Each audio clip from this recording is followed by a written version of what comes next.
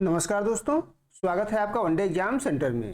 दोस्तों, आज के वीडियो में हम लोग भाषा किसे कहते हैं इसके बारे में जानेंगे।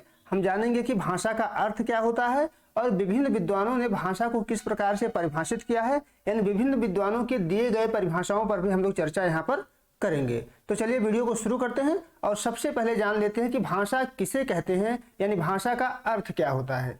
भाषा शब्द की उत्पत्ति संस्कृत के भाष धातु से हुई है। आपसे परीक्षा में पूछा जा सकता है कि भाषा की उत्पत्ति किस धातु से हुई है, तो भाषा की उत्पत्ति संस्कृत के भाष धातु से हुई है।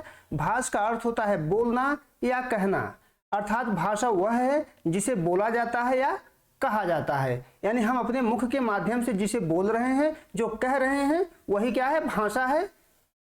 संस्कृत में कहा गया है भाष व्यक्तायाम वाच, यानी व्यक्त वाणी ही भाषा है। जो अपने मुख से हम वाणी व्यक्त कर रहे हैं उसी को भाषा कहा गया है।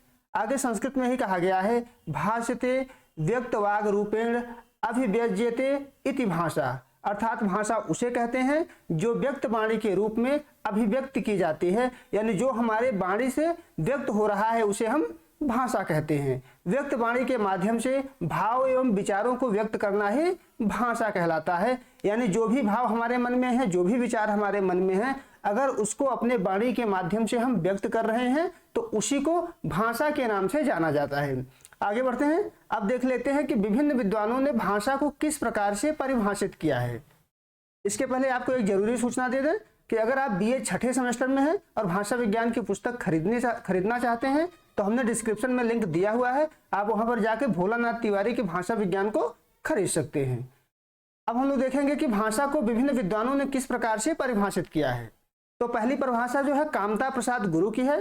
कामता प्रसाद गुरु ने कहा है कि भाषा वह साधन है जिसके द्वारा मनुष्य अपने विचार दूसरों पर भली भांति प्रकट कर सकता है और दूसरों के विचार आप स्पष्टतया समझ सकते हैं। यानी कामता प्रसाद गुरु ने भाषा को एक साधन माना है। किसका साधन है? मनुष्य का विचार एक व्यक्ति से दूसरी व्यक्ति तक पहुंचाने का साधन है, यानी हम अपने विचारों को एक व्यक्ति से दूसरी व्यक्ति तक भाषा के माध्यम से पहुंचाते हैं और दूसरों का विचार स्पष्टतया समझ सकते हैं। यानी भाषा एक साधन का काम करता है, हमारे विचारों का, हमारे भावों का वहन करता है। अगली परिभाषा डॉक्टर श्याम सुंदर दास की है।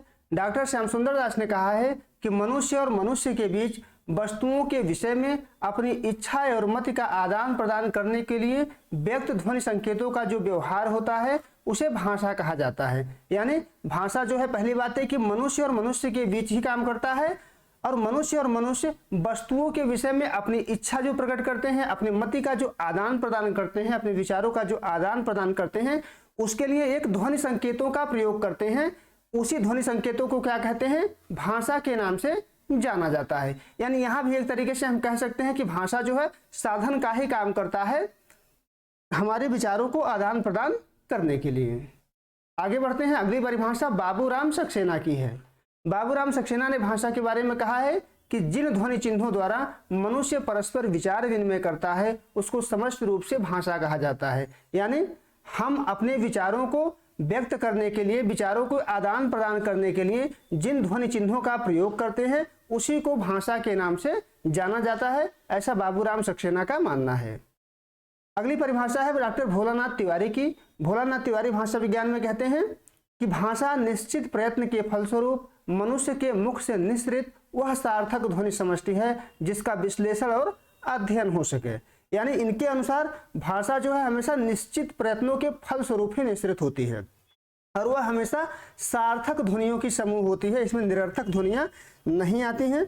भाषा में ऐसी सार्थक ध्वनियां आती हैं जिसका विश्लेषण किया जा सकता है और जिसका अध्ययन किया जा सकता है। ऐसा नहीं है कि हमारे मुख से कोई भी ध्वनि निकल रही है तो उसको हम भाषा के अंतर्गत अध्ययन करेंगे, ऐसा नहीं है। हमारे मुख से सार्थक ध्वनि जब हम निकलेगी जिसका हम विश्लेषण कर सकते हैं, जिसका हम अध्ययन कर सकते हैं, तो वही भाषा के नाम से जानी जाएगी।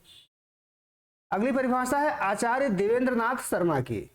आचार्य देवेंद्रनाथ शर्मा कहते हैं भाषा यादृच्छिक रूढ़ उच्चारित संकेतों की वह प्रणाली है जिसके माध्यम से मनुष्य परस्पर विचार विनिमय, सहयोग अथवा भावाभिव्यक्ति करते हैं। यानी पहली बात ये तो भाषा क्या है? यादृच्छिक है।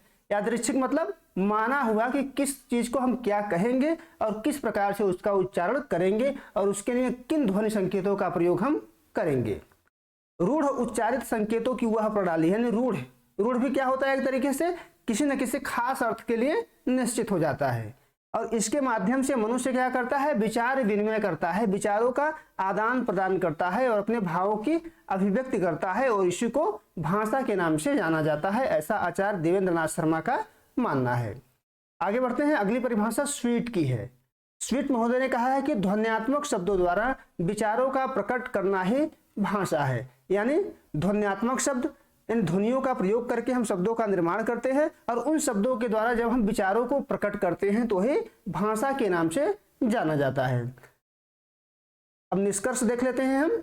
इस प्रकार स्पष्ट है कि भाषा विचार विनिमय का साधन होती है, यानी भाषा एक साधन है। किसका साधन है? विचारों के आदान प्रदान करने का साधन है, विचारों के विनिमय का साधन है, जो वक्ता के विचार को श्रोता तक पहुंचाती है।